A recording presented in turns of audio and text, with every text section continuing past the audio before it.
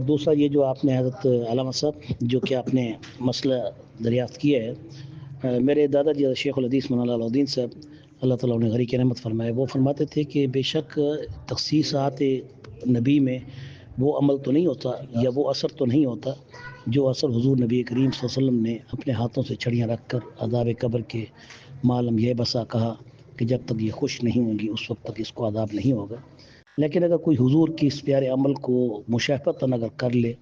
تو بعید بھی نہیں ہے کہ اللہ تعالیٰ اپنی رحمت سے ان سبز ٹہنیوں کی برکت سے یا کھجور کی ان ٹہنیوں کی سبز ٹہنیوں کی وجہ سے جب تک وہ خوش نہ ہوں ان سے عذاب قبر کو رفع کر دے۔ اور رہا یہ کہ خود رو گھاس جو ہوتی ہے جس کی باؤنڈری نہیں ہوتی، جس کو بنانے میں کسی کا کوئی محنت یا کوئی عمل دخل نہیں ہوتا، تو وہ رفاع عامہ میں وہ سب کے لیے وہ جائز ہوتی ہیں۔ اس کا استعمال رعایا میں سب اس کو استعمال کر سکتے ہیں۔ القلع والماء والنار، القلع والماء والنار میں یہ خودرو گھاس، لکڑیاں، درخت جو کہ کسی سرکاری املاک میں بھی کیوں نہ ہوں یا وہ وقف املاک میں بھی کیوں نہ ہوں، تو اگر وہ باقاعدہ باؤنڈری دے کے رکھے گئے ہیں اور اس کے کاٹنے کی ان کے ذمہ داران نے اجازت نہیں دی ہوئی، تو پھر تو وہ اس کو کاٹنا منع ہے اور اس کو بیچنا منع ہے۔ ورنہ فی نفسی اس حدیث کے تحت پانی، آگ اور خودرو گھاس، اور آگ سے مراد لکڑی،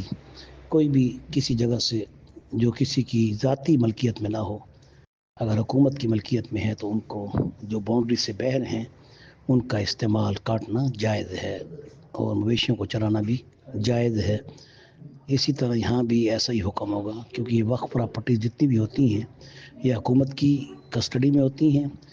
یا وہ وقف بعد میں وہ حکومت کر دیتی ہے، یا وہ شخص اپنی ذاتی ملکیت کو اللہ کے نام پہ وقف کر دیتا ہے، تو وہ امت عامہ کے لیے ہوتی ہے۔ اس میں یہ نہیں ہوتا کہ کوئی فرد خاص۔ ہاں البتہ وقف کے مال میں وقف کرنے والا واقف بھی اپنی ایک مخصوص اس میں آمدن اپنے لیے مختص کر سکتا ہے، یہ بھی آپ کے علم میں ہونا چاہیے۔ تو بصورت ظاہر یہی ہے کہ اگر کوئی شخص اس سے لکڑی کاٹ لیتا ہے اور وہ کسی کی باقاعدہ پابندی کے بغیر ہے اور وہ خود رو ہے، خود پیدا ہو رہی ہیں، تو ان کو کاٹنے سے وہ چوری کے حکم میں نہیں آئے گا۔ حسب ضرورت وہ اس سے فائدہ اٹھا سکتا ہے، مکمل نہیں اس کو کاٹ سکتا۔ اور رہا اگر وہ باؤنڈری میں ہے، کسی کسٹڈی میں ہے اور اجازت نہیں ہے، الاؤڈ نہیں ہے کہ اس کو کاٹا جائے، تو پھر اس کو کاٹنے والا مجرم ہے، وہ گنہگار ہے۔ اور رہا یہ کہ ان جیسے درختوں کی قبرستان میں ضرورت ہوتی ہے، لیکن یہ جگہیں کیونکہ خود رو یہ ٹہنیاں پیدا ہو جاتی ہیں، ان کا کاٹنا بہت ضروری ہے۔ اور یہ خود رو ویسے بھی ہر ایک کے لیے جائز ہے اس کا اٹھانا لے جانا، لیکن جو اسپیشلی درخت لگائے جاتے ہیں سائے کے لیے تو ان کو نہیں کاٹنا چاہیے۔ اگر وہ ایک مخصوص جگہ پہ ہیں اور تنگی بھی نہیں ہے قبرستان میں، تو کوئی لوگ آئیں بیٹھ کے اپنے مواتا کو بخشش کے لیے جب بیٹھیں تو سایہ بھی ہو، سایہ لگانے کے لیے درخت کا ہونا ضروری ہے،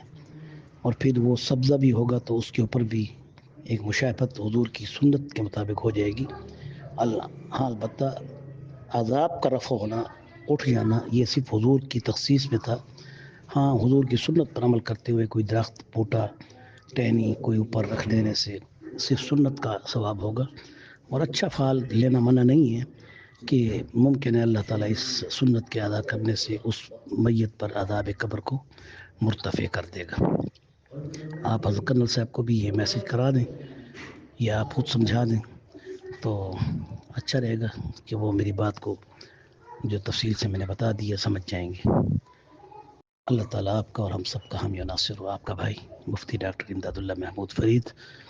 شرعی advisor, MTJ، CPTH، central park, Lahore. Phone number 0313934707 دوسرا جو مسئلہ آپ نے یہ ساتھ پوچھا ہے نا کہ یہ اگر وقف ہے اور اس کا جو لکڑی کاٹی جا رہی ہے، پہلے تو میں نے بتا دیا کہ وہ لکڑی خودرو ہے تو اس کا کوئی گناہ نہیں ہے، بلکہ حسب ضرورت کوئی بھی شخص اس کو کاٹ سکتا ہے، استعمال میں لا سکتا ہے۔ اور اگر کسٹڈی میں ہے یا کسی نے منع بھی کر دیا ہوا ہے کہ نہیں اس کا مال ہمارے اخراجات ہیں، ہم اس پر خرچ کریں گے، تو پھر وہ وقف پراپرٹی کا جو مال ہوتا ہے وہ کیونکہ عامت الناس کے لیے ہوتا ہے، تو اس میں صرف ایک جگہ کے لیے وقف نہیں ہوتا۔ ہاں، مسجد کا جو مال ہے وہ ایک ہی مسجد پہ خرچ ہوگا، کسی اور پہ خرچ نہیں ہو سکتا۔ لیکن جو عامت الناس کے لیے کوئی چیز وقف کی جاتی ہے، اس کا خرچہ، اس کی لکڑی کا جو قیمت ملتی ہے وہ بے شک مدرسوں پہ بھی خرچ کر سکتے ہیں حسب ضرورت، اور اگر قبرستان کی تعمیر و ترقی کے لیے اگر ضرورت ہے تو سب سے پہلے اس پہ خرچ کیا جائے گا، لیکن اجازت ہے وہ کہیں بھی خرچ ہو سکتا ہے، کیونکہ وقف کی چیز عامت الناس کے لیے ہوتی ہے۔ وقف للخاص ہو، مثلا مثال کے طور پہ جو زمین وقف کر رہا ہے کہ اس کی جتنی بھی آمدن ہوگی وہ صرف اس مسجد پہ لگے گی، اس مسجد نہیں، اس قبرستان پہ ہی لگے گی، یا اس بلڈنگ سے جو پیسہ آئے گا وہ اسی یتیموں پہ لگے گا، تو پھر وہ مخصوص ہو جاتا ہے۔ ورنہ اگر وہ عام طور پہ یہی ہوتا ہے کہ وقف عامت الناس کے لیے ہوتا ہے، تو اس میں کسی بھی فائدے کے لیے، عوام کے فائدے کے لیے اس وقف کے مال کو خرچ کیا جا سکتا ہے۔ لیکن مسجد کے جو وقف کی چیز ہوتی ہے اس کا مال صرف اسی مسجد پہ خرچ ہوتا ہے،